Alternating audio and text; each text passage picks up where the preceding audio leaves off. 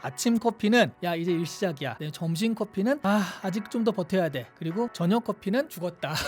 오늘은 죽음이다. 의외로 커피의 기원이라고 하면 이슬람과 연관이 됩니다. 그러니까 실제로는 에티오피아가 원산지긴 하거든요. 양들이 이상한 빨간 열매를 먹고서 이 양들이 밤에 미쳐 날뛰는 거예요. 안 자고 막 뛰어다니니까 뭐야 왜 저래? 저 열매가 무슨 악마 열매인가? 하면서 그러니까 신께 가까이 가려고 깨어있는 그걸 위해서 커피를 끓여 마셨다. 오늘은 특히 한국인들이라면 거의 이거를 하루에 한 3-4번은 접하는 경우들이 많거든요. 특히 일하시는 분들. 그래서 너무나 친숙한 엄청 소비를 많이 하는 국가라고 하죠. 바로 힌트가 요 앞에 있습니다. 커피입니다. 커피. 오늘은 커피에 대해서 이야기를 좀 해볼게요. 일단 커피를 언제부터 먹었나 하기 전에 제가 언제부터 먹었는지 말씀드리면 저는 대학교 올라와서 중간고사, 기말고사 이때 처음 먹었어요. 그러니까 중고등학교 때는 안 먹다가 대학교 때 이제 밤을 새야겠다 마음을 먹고 안 그러면 죽잖아요. 우리 다 벼락치기파 아시면서 벼락치기를 해야 되니까 그래서 먹기 시작했는데 와 그때는 진짜 딱 먹으면 진짜 다음날까지 쌩쌩하게 그랬는데 그러니까 커피를 안 먹었으니까 카페인 빨이 좋았던 거죠. 근데 요즘엔요 사회생활을 이제 계속 하다 보니까 요즘에는 저녁 때 커피를 먹다가 배가 불러서 잠드는 그런 지경까지 이르렀습니다. 저는 그래서 아직도 기억나는 게 한 20살 초반 막 이럴 때 대학교 때 처음 먹었고요. 인류는 언제 먹었냐? 요거는 좀 왔다 갔다 해요. 커피 하면 어디서부터 나왔을 거라고 생각하실까 모르겠네요. 의외로 커피의 기원이라고 하면 이슬람과 연관이 됩니다. 그러니까 실제로는 에티오피아가 원산지긴 하거든요. 근데 9세기쯤에 에티오피아에서 이게 좀 전설이에요. 양측이 칼디라는 사람이 있었는데 양들이 이상한 빨간 열매를 먹고서 이 양들이 밤에 미쳐 날뛰는 거예요. 안 자고 막 뛰어다니니까 뭐야 왜 저래? 저 열매가 무슨 악마 열매인가? 하면서 그때 처음으로 이제 각성 효과가 있는 열매에 대해서 인지를 했다. 이런 기록은 있다고 하는데 약간 전설입니다. 이거는. 어쨌든 에티오피아가 그랬다가 요게 여러분 아라비카 커피라고 들어보셨죠? 아라비카 커피. 그러니까 아랍의 커피예요. 이게 15세기에 남아라비아 지금 예멘이죠. 예멘으로 가가지고 거기서부터 커피 문화가 형성이 되었다라고 합니다. 그러니까 에티오피아가 원산지긴 한데 실제로 우리가 아는 커피 문화 자체는 15세기 그때 무렵에 아랍 이슬람에서 시작이 됐다라고 생각하시면 돼요. 아마도 그랬을 거라고 생각해요. 왜냐하면 그때도 커피를 왜 먹었냐면 깨려고요. 지금이랑 비슷합니다. 누가 먹었냐면 15세기에 수피즘이라고 이슬람을 이제 그러니까 종교는 수행을 할 때 연구하는 사람과 수행하는 사람들이 있잖아요. 그러니까 이 수행을 주로 하는 사람들인데 이 수피즘 사람들이 기도하고 명상하고 요가하고 뭐 그런 것들 합니다. 근데 밤에 기도를 하는데 이게 졸리거든요, 사실 좀. 기도하다가 졸고 막 그러니까 깨어 있으려고. 그러니까 신께 가까이 가려고 깨어 있는 그걸 위해서 커피를 끓여 마셨다. 이게 15세기부터 시작이 돼가지고 수피즘 그 수사들이 시작을 한 거거든요. 그래서 이때부터 각성 효과는 알려져 있었던 거죠. 커피 열매를 볶고 갈고 물에 우려 마시는 그런 거 자체가 15세기부터 시작이 된 거예요. 커피는 그 이슬람에서 왔다라고 생각하시면 원산지는 아니지만 거기 문화에서 왔다고 생각하시면 되는데 커피 이름도 카흐와라는 아랍어에서 온 거예요. 카흐와. 그게 지금으로 치면 굳이 따지자면 에너지 음료 정도의 의미래요. 그러니까 먹으면 힘이 나는 음료 뭐 이런 거의 의미인데 그 카흐와 그게 나중에 터키어에서 카흐베 그리고 네덜란드어에서 코피를 거쳐서 영어 커피가 됐다. 그래서 카흐와란 이슬람어에서 시작이 됐다라고 할 수가 있고요. 커피 문화 시작은 이슬람이라고 보시면 됩니다. 여러분 그 모카 커피 아시죠? 모카 커피. 모카가 뭐라고 생각하세요? 저도 이게 무슨 열매의 종류인가? 막 이렇게 생각했는데 모카가 이슬람에 있는 항구 도시예요. 예멘의 항구 도시 이름이 모카입니다. 이 모카를 통해서 이슬람권 전역으로 퍼지기 시작을 해가지고 그러니까 커피를 예멘에서 쫙 이렇게 멀리 퍼지는데 이거는 모카항에서 들어온 커피다 이런 개념으로 모카 커피가 된 거예요. 그러니까 우리 뭐 모카골드 이런 거 전부 다 사실은 지역 이름인 거죠. 항구 이름인 거죠. 굳이 한국어로 치자면 뭐 인천 커피 뭐 이런 느낌인 거예요. 그래서 사실 이슬람권에 퍼졌을 때는 그 수행자의 음료 이랬었는데 이게 점점 퍼지면서 그 수행자들만 마시는 게 아닌 거죠. 그 문화가 퍼지면서 같이 모여서 이야기하고 토론하고 뉴스를 서로 나누는 그런 커피하우스 문화가 시작이 됐다라는 거예요. 그러니까 16세기 중반에 커피하우스 문화가 이미 있었다라고 합니다. 카페가 있었고요. 이스탄불이 이제 거의 그 첫 번째 카페 이런 것들이 많았는데 그때 1554년, 1555년에 이미 카페가 세워진 거죠. 1554년이면 우리나라가 임진왜란이 1592년이거든요. 그러니까 임진왜란 이전에 카페가 있었던 거예요. 되게 약간 현대적인 느낌이지만 좋습니다. 근데 중요한 건 원래는 그 커피를 마시고 깨어가지고 수행을 하려고 그렇게 만들어졌지만 이 커피하우스 문화라는 건 실제로 이거는 그냥 커피만 마시는 곳이 아니었던 거죠. 그러니까 지금이랑 비슷한 거예요. 모여서 얘기 나누고 뭐 소문 뒷담화 있죠. 뒷담화 같은 거 하고 그리고 정치 이야기하고 시를 읽기도 하고 뭐 그런 식으로 놀이를 해서 커피하우스는 일하는 공간이기도 하고 쉬는 공간이기도 하고 또 잡담을 나누는 그런 도시의 여론이 만들어지는 공간으로 자리 잡기 시작을 합니다. 이것도 그 전설이 있고, 그러니까 전설이라는 건 얘기 듣기 좋잖아요. 그러니까 사람들이 이렇게 재밌다라고 알고 있는 게 있고 실제가 좀 있는데, 전설 많이 아시는 전설은 뭐냐면 튀르키예 지금의 오스만 투르크죠. 오스만 투르크가 비엔나를 공격했어요. 오스트리아를 공격해서 함락시키려고 비인을 함락시키려고 막 했는데 결국 함락이 안 되고 철군을 하게 됩니다. 그러니까 철군을 하게 돼서 오스트리아 분들이, 그러니까 비엔나 사람들이 가보니까 이런 거 있잖아요. 그 불 피우고 남은 자리 뭐 이런 것들, 그 옆에 이상한 검은 이상한 씨앗 뭐 그런 게 있는 거예요. 이게 뭐지? 하고 그거를 가져다가 먹기 시작했던 게 유럽에 커피가 처음 들어온 시작이다, 이런 얘기가 있긴 해요. 근데 이게 되게 많이 알려져 있지만 뻥입니다. 이거는 그냥 전설이고요. 왜냐하면 이게 1683년인데 그 전에 이미 베네치아를 거쳐서 커피가 들어와 있었다, 17세기 초에 이미 들어와 있었다라는 기록들이 있으니까 사실은 뭐 꼭 이런 건 아니지만 어쨌든 보면은 한 17세기 요 무렵에 유럽에 전파된 건 사실인 거죠. 이게 커피 자체가 아니라 커피 하우스 문화를 받아들인 겁니다. 그리고 여러분 이런 게 있어요. 왜 그러면 그땐가? 시민의식이 성장할 때라는 거죠. 그 전까지는 사실 농노 출신이잖아요. 밭 깔고 일해야 되고, 그러니까 이 노예처럼 완전히 속한 건 아니지만 어쨌든 내가 일을 해야지 이거를 얻을 수가 있는데, 그런데 이제 약간 시민의식이 성장이 됐고 시간들이 좀 생기고 말하자면 시민이라고 할 수 있는 사람들이 만들어지기 시작을 했을 때가 있대요. 그러니까 도시라는 게 만들어지기 시작을 하니까 그럼 이 사람들이 모여가지고 약간의 시간 여유가 있고 그랬을 때 이야기를 나눌 공간, 그런 것들이 이제 카페로 자리를 잡게 되고, 그 무렵에 카페가 들어오니까 카페 문화와 만나가지고 이게 폭발을 한 거지, 그 전에 들어왔으면 이거는 즐길 여유와 시간 자체가 없었던 거죠. 그래서 어떤 그 문화적 배경과 시대적 배경이 잘 맞아서 폭발하게 된 그런 계기가 된 겁니다. 그러니까 유럽인들은 그 커피 자체를 먹는 게 아니라 커피를 앞에 놓고 이야기하는 문화를 수입한 거나 마찬가지인데, 이런 것들이 당시의 시대 상황, 그러니까 신분적인 문제, 그 다음에 도시가 형성되는 거 뭐 이런 것들과 다 맞아떨어져서 마침 들어온 카페 문화 만나가지고 카페 문화가 폭발하게 된 계기가 된 것이다 라고 말할 수 있다는 거죠. 영어권에서는 커피하우스라고 했고 프랑스어로 카페라고 했거든요. 그러다가 프랑스에 1686년에 파리에 굉장히 유명한 카페 프로코프라는 게 문을 열어요. 그러면서 거기에 뭐 각종 문인, 미술인 뭐 이런 사람들이 몰려들어서 한마디로 예술가들이 모이는 그런 곳이 되면서 카페라는 것의 대명사가 된 거죠. 그러다 보니까 영어권에서도 카페라는 말들을 갖다 쓰기 시작을 한 거예요. 그래서 카페는, 커피하우스는 그냥 커피를 마시는 공간이지만 카페는 문화를 나누고 이야기를 나누는 그런 좀 더 큰 형태, 큰 개념의 공간이다, 이렇게 생각을 하시면 더 좋을 것 같고, 그래서 19세기 이후 들어서는 영어권에서도 카페라는 말을 일상적으로 쓰기 시작을 한 겁니다. 그러다 보니까 요즘에 그런 거 있잖아요. 카페를 공부하려고 하는데 너무 떠들어가지고 짜증나 죽겠어요, 뭐 이런 사람들 있잖아요. 원래 카페는 떠들려고 만든 곳이에요. 그러니까 사람들이 모여서 좀 떠들어라, 이야기도 많이 하고 그래라, 그런 곳을 카페로 만들었는데 거기서 조용해, 이런 거 좀 더 이상한 거죠. 그래서 뭐 주객이 전도되긴 했지만 원래 카페라는 공간은 그래서 문화를 나누는 공간이다, 이렇게 만들어진 곳이다라고 보시면 됩니다.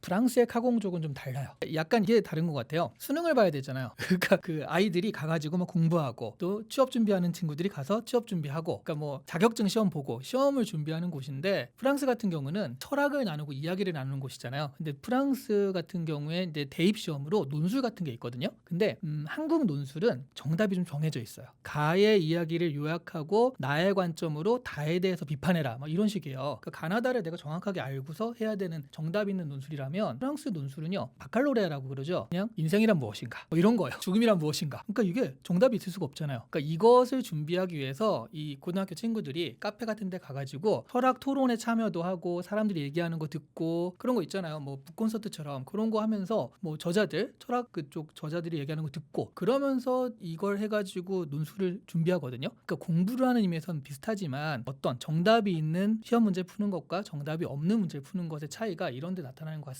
뭐 요즘엔 그런지 모르겠으나 어쨌든 예전에는 그래서 심지어 고등학생들이 논술 대비로 카페에 가가지고 그렇게 듣고 토론에 참여하고 그랬었던 적도 있다고 합니다. 그게 진실이에요. 완전 뻥이라고 할 수는 없고 완전 진실이라고 할 수는 없지만 진실이 많이 섞여 있는 얘기인데요. 그러니까 이런 거죠. 일단 유럽은 물을 그냥 마시는 게 별로 좋지 않습니다. 석회질이 많이 들어있다 보니까 특히 한국 사람들이 마시던 물에 비해서 굉장히 무겁거든요. 또 유럽에 가서 물 잘못 마시면 배앓이하고 막 그렇습니다. 배탈 나고. 그래서 여기 사람들도 웬만하면 물을 그냥 마시기보다 다른 거를 마셔요. 그리고 저도 이제 유럽에 처음 갔을 때 오래전에 갔는데 되게 충격을 받은 게 지금은 우리가 물을 많이 사 먹지만 예전에는 그렇진 않았거든요. 근데 식당에 갔더니 물값이랑 맥주값이랑 비슷한 거예요. 열받아가지고 맥주를 먹기 시작했죠. 그래서 그때 유럽 한 달 내내 맥주를 먹고 다녔던 것 같은데, 그러니까 물이 안전하지 않으니까 식사를 할 때 물보다는 음료를 같이 마셔요. 근데 그게 주로 술이었던 거예요. 남부 쪽으로 가면은 날씨가 좋고 포도가 있으니까 와인, 위쪽으로 가면은 포도가 없잖아요. 그러니까 위쪽은 맥주. 그래서 벨기에나 독일 이쪽이 그 맥주가 발달하고, 뭐 이탈리아나 밑에 스페인 내려가면 이쪽이 이제 또 와인이 발달했죠. 그런데 그러니까 어쨌든 그 마시는 거를 술을 마셨다라는 얘기는 저녁 때 여러분 술 한잔 하고 주무시잖아요. 그렇죠?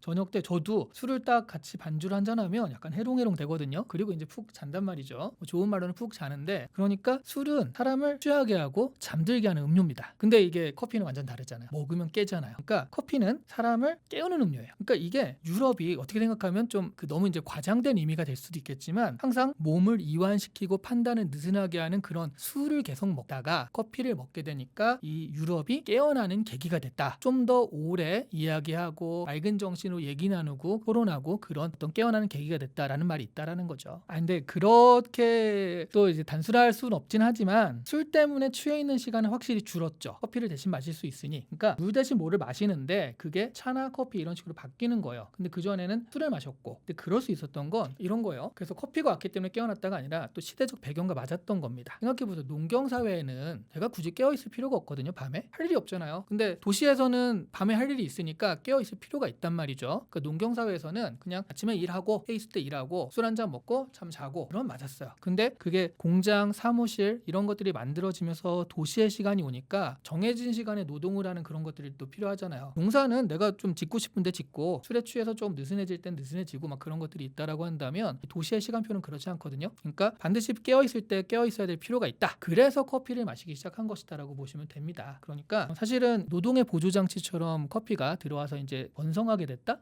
그래서 커피를 마시게 된 것이고요. 그런 시대적 배경과 맞아가지고 그런 거지 커피 때문에 유럽이 갑자기 깨어났어 그런 건 아니고 유럽이 깨어나는 그 순간에 커피가 도움을 주었다 이렇게 생각하시면 될 것 같아요. 술을 마시면 밤을 흐리게 하는 거잖아요. 근데 커피를 마시면 밤을 연장합니다. 그러니까 밤은 할 게 아무것도 없어요. 그러니까 잠을 자야 되는 그런 시간이라면 근데 도시 공간에서는 그렇진 않거든요. 그러다 보니까 커피는 밤에 사람을 말하게 하고 토론하게 하고 이야기하게 하고 뭐 그런 것들을 만들었죠. 그래서 커피는 굉장히 근대적인 음료다라고 말할 수 있는 거예요. 어떻게 생각하면 근대사회가 된 결과로 커피가 필요한 거일 수도 있고 반대로 커피가 근대사회를 조금 더 앞당겼다라고 말할 수도 있고 서로 영향을 준 거죠. 그런 얘기는 아마 많이 들으셨을 건데 얘기했듯이 카페가 토론하는 공간이거든요. 그러니까 지금은 만약 내가 어떤 생각을 하잖아요. 그러면 이걸 토론하려면 인터넷 게시판에 가서 토론할 겁니다. 아니면 신문기사가 올라져 있으면 밑에 사람들이 뭐라고 했는지 댓글도 보면서 여론의 추이를 보기도 하죠. 근데 그런 게 전혀 없었다라고 한다면 사람들의 생각을 어떻게 알았을까? 그게 이제 카페인 거예요. 카페에 가서 야 어디 그 귀족 집안 누가 이런 개차반 개망나는 짓을 했대 라고 하면 야 나도 봤어 나 그 얘기 들었어 라고 하면서 그 얘기가 막 나오기도 하고요. 아니야 그거 헛소문이야 뭐 이렇게 하는 얘기도 있을 거 아니에요. 그러니까 오늘날의 SNS 이런 역할들을 카페가 했던 거예요. 거기서 이야기 나누고 그러다 보니까 프랑스 혁명 때도 자 우리 갑시다 막 이런 것들이 카페에서 연설이 이루어지기도 하고 대중들한테 이야기하는 그런 것들이 카페에서 많이 이루어졌다. 그리고 사실 프랑스 대혁명 같은 것도 하루아침에 된 건 아니잖아요. 그러니까 뭔가 작당 모의도 하고 뭘 하자라고 했을 때 카페에서 모여가지고 이야기하면 괜히 이상한 데 모여서 얘기하면 수상하잖아. 근데 카페는 원래 그렇게 모이는 곳이니까 그런 부분에서는 비밀 아지트 같은 역할도 많이 했다라고 하는 거죠. 현대인들한테 이런 의미죠. 아침 커피는 야 이제 일 시작이야. 점심 커피는 아직 좀 더 버텨야 돼. 그리고 저녁 커피는 죽었다. 오늘은 죽음이다. 뭐 그런 얘기. 그러니까 일과 연관이 될 수밖에 없어요. 깨어있기 위한 각성 효과를 위한 거니까. 대신 이런 건 있죠. 누군가한테 야 점심 밥 먹자라는 얘기는 약간 부담스러울 수 있거든요. 근데 차 한잔 합시다. 이런 거. 커피 브레이크라고 하죠. 이런 거는 사실은 한두 번 만난 사이라도 충분히 할 수 있는. 그래서 서로 가벼운 만남의 촉매제 같은 역할들을 하는 게 카페, 커피 그런 역할들 것들이 있는 거고요. 또 하나 최근 들어서는 커피가 다양한 취향을 반영하는 게 된 것 같아요. 그래서 커피를 통해서 서로 취향을 나누는 너 그거 먹어봤어? 나도 좋던데 뭐 이런 식으로 발샷 커피 그거 괜찮지 않아? 뭐 이런 식으로 얘기하기도 하고 나 산미 있는 건 별로야. 블루보틀이 어때? 하는 식으로 뭔가 취향을 나누는 그런 단계까지 발전을 해서 지금의 현대인들은 커피를 빼놓고는 현대인들의 어떤 생활 습관, 생활 라이프 패턴을 이야기하기 힘들게 되었죠. 요게 되게 재밌어요. 그러니까 한국에서는 1880년대 초중반부터 마셨다고 합니다. 근데 정식 기록이 뭐가 있냐면 퍼시벌 로웰이라는 서양인이 있는데 그 사람이 조선에 들어와서 커피를 대접받았다라는 기록이 정식으로 남아 있어요. 근데 이 퍼시벌 로웰이 누구냐? 이거 되게 재밌어요. 여러분 혹시 칼 세이건의 코스모스란 책 보신 분 있죠? 뭐 집에는 다 아마 있을 거예요. 있는데 차마 손이 안 가가지고 있긴 하지만 그게 그 코스모스에 보면 목성, 화성, 금성 해가지고 각 파트별로 나오거든요. 화성 편에 퍼시벌 로웰이라는 천문학자가 나옵니다. 그래서 퍼시벌 로웰이 뭐를 한 사람이냐면 이거를 이탈리아 천문학자가 그러니까 옛날이잖아요. 옛날에 이렇게 관측을 해보니까 약간 이상한 무늬, 인공적인 무늬가 있는 거예요. 그 무늬를 뭐라고 지칭했냐면 카날리라고 표현을 했어요. 굳이 따지면 빗살무늬 토기처럼 빗살무늬 같은 그런 거를 카날리라고 했는데 카날이 운하잖아요. 그러니까 이 사람은 무늬라는 의미에서 얘기를 했는데 그거를 어떤 사람들이 인공 운하가 있구나 이렇게 받아들인 거예요. 이 퍼시벌 로웰이 바로 그 사람입니다. 그래서 화성에 문명이 있었다라는 주장을 하게 되는 계기가 바로 이거거든요. 그러니까 카날이라는 말을 그렇게 받아들이면서 하는 건데 이게 이제 코스모스에서는 로웰의 사례를 들면서 그러니까 인간의 상상이 그냥 인공적인 것처럼 보이는 무늬가 있을 뿐인데 운하까지 상상했다. 좀 그런 얘기를 그러니까 인간이 보고 싶은 걸 봤다. 뭐 그런 식의 얘기를 하면서 이 퍼시벌 로웰의 얘기를 하거든요. 근데 로웰이라는 사람이 바로 한국에 조선에 와가지고 커피를 대접받았다. 그런 얘기가 있어서 굉장히 신기한 거죠. 코스모스에서 본 이 사람이 조선에 와 있었다고 깜짝 놀랐었어요. 이게 또 재밌는데, 그러니까 이 사람이 젊었을 때 한국에 온 거거든요. 그러니까 이 퍼시벌 로웰이 뭐 그 나중에 업적, 그 천문학자로서의 그 업적을 하기 전에 알바를 했던 것 같아요. 알바가 뭐였냐면 1883년에 조선이 미국에 공식 사절단을 보냅니다. 이름이 보빙사였는데 뭐 민영이, 공영식 이런 사람이 있었고요. 여러분이 아는 육일준 들어보셨죠? 육일준 뭘로 들어보셨어요? 최초의 근대 유학생으로 들어보지 않으셨어요? 역사책에서? 그죠? 그러니까 이 보빙사에 이 사람들이 포함돼가지고 간 거예요. 그 퍼시벌 로웰이 이때 통역까지는 아니고 그러니까 조선말을 잘 못했던 것 같고 여기서 막 행정적인 걸 처리해주는 그런 알바를 했던 것 같아요. 그래서 보빙사를 보필해주는 역할을 했습니다. 그리고 이때 육일준이 이 보빙사 때 가가지고요.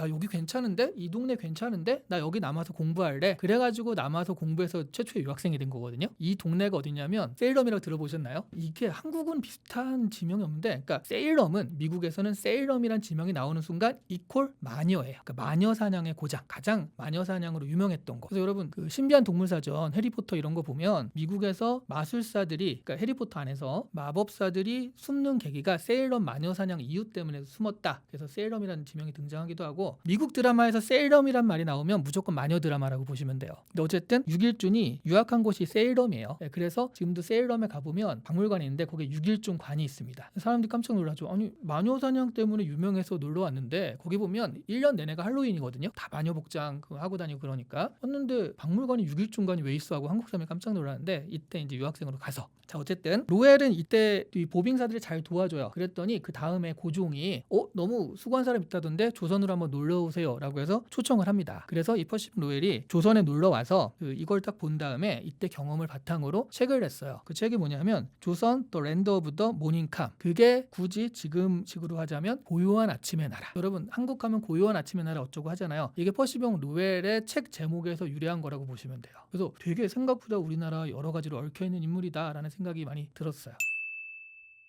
그러니까 고종이 처음 마신 건 아니겠고요. 왜냐하면 한국에 처음 들어온 음료를 왕부터 먼저 먹어봐 그럴 순 없잖아요. 이게 그 전에 이제 누군가 먹고서 이게 독이 아니구나 뭐 이런 걸 알아야 되니까 아마 그런데 커피를 마신 사람으로 당시에 가장 유명한 사람은 고종이었던 거죠. 그래서 고종에 대한 여러 가지 기록들이 있는데 일단 연관된 이야기 중에 하나는 고종이 아관파천 때문에 러시아 공사관에 머물던 시절에 손탁이라는 독일계 인물한테 커피를 대접했다 이런 기록들이 꽤 나와요. 손탁이라는 사람은요. 이 사람도 한국 근대사에서 꽤 많이 나오는데 사람이었는데 지금으로 치면 로비스트 같은 사람이었던 것 같아요. 이름이 앙뚜아네트 손탁, 그 여성인데요. 그래서 고종이 이 사람한테 야 너무 고마워 라고 하면서 집을 하사합니다. 그래서 이 사람이 그걸 서양식 숙소로 개조를 했다가 나중에 호텔로 만들어요. 그때부터 서양 사람들이 오는데 머물 곳이 없으니까 서양식 호텔을 딱 만든 게 손탁 호텔. 그게 한국 최초의 근대적 호텔이다라고 생각하시면 보면 될 것 같고요. 여러분이 그 비슷한 거를 어디서 볼 수 있냐면 미스터 선샤인 보셨나요? 거기 보면 그 김민정 역할에 이름이 쿠도이나였나? 그 사람이 호텔 같은 걸 경영하잖아요. 그러니까 딱 그런 정도라고 보시면 돼요. 당시에 정치, 권력 이런 사람들이 거기 커피하우스도 있었다고 해요. 커피하우스 와서 커피도 마시고 그러니까 당시 사교계의 중심 같은 역할을 했던 게 손탁 호텔이라고 하고요. 지금이 그 이화여고 100주년 기념관 그 정동길 있죠. 거기 가보면은 남아있진 않고 표지석 여기에 그 자리가 있었다라는 표지석이 있다라고 하는데 그 정동길에 있었다라고 하죠.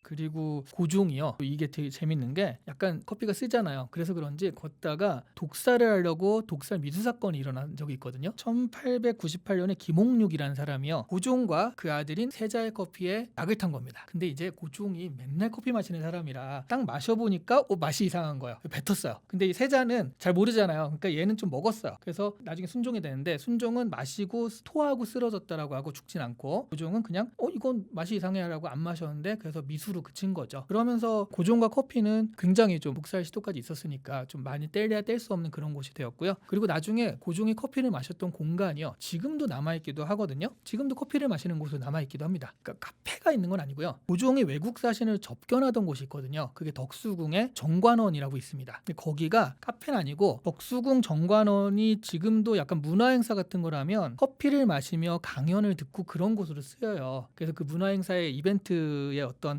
마케팅 포인트 이런 걸 보면 고종 황제가 커피를 마시며 연애를 즐겼던 곳에서 우리도 커피를 마시며 강의를 듣자 뭐 이런 식으로 마케팅 포인트가 있거든요. 그래서 그런 곳에 참가하시면은 100년 전 고종 황제가 마셨던 그 커피의 정치 그런 배경들을 느껴볼 수가 있습니다. 그래서 가끔 하니까 정관원 덕수궁 한번 들어가 보시면 그런 이벤트 찾을 수 있을 거예요.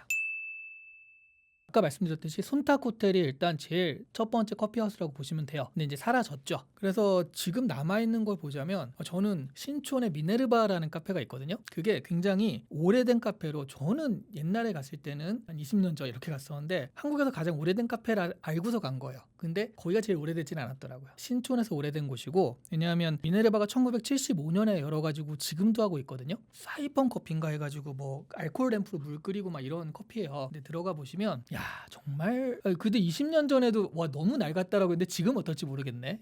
지금도 있다라고 한다면 우와 이건 뭐야 그런 느낌이 있을 것 같고요. 근데 1975년에 미네르바보다 더 오래된 게 남아 있습니다. 대학로의 항림다방 한 번쯤은 들어보셨을 것 같은데 이게 1956년에 열었어요. 그러다 보니까 뭐 이거는 거의 좀 있으면 100년 네, 100년까지 아니지만 좀 있으면 그렇게 되지 않나 싶은데 이 항림다방 같은 경우는 문화인들, 문인들, 시인들, 예술가들 많이 모여서 무언가 발표도 하고 그런 곳으로 유명하기도 하고요. 아마 여러분들이 접했던 거는 혹시 별에서 온 그대 보신 적 있나요? 별에서 온 그대 보면 외계인 도민중과 변호사 김청한 씨가 맡았던 그 변호사가 같이 만나서 대화하고 장기를 두던 그런 다방이 있거든요. 거기가 항림다방입니다. 이게 한류 관광지로도 지금 재조명되고 있다라고 하죠. 근데 여기는 사실 저도 가보진 않아서 한 번쯤 얘기를 하다 보니까 한번 가봐야겠다라는 생각이 들기도 하고요. 별에서 온 그대 때문에 아니라 정말 순수한 그 가장 오래된 한국에서 하고 있는 카페 중에 가장 오래된 그 순수한 호기심 때문에 한번 가보겠다라는 생각을 해보기도 했습니다.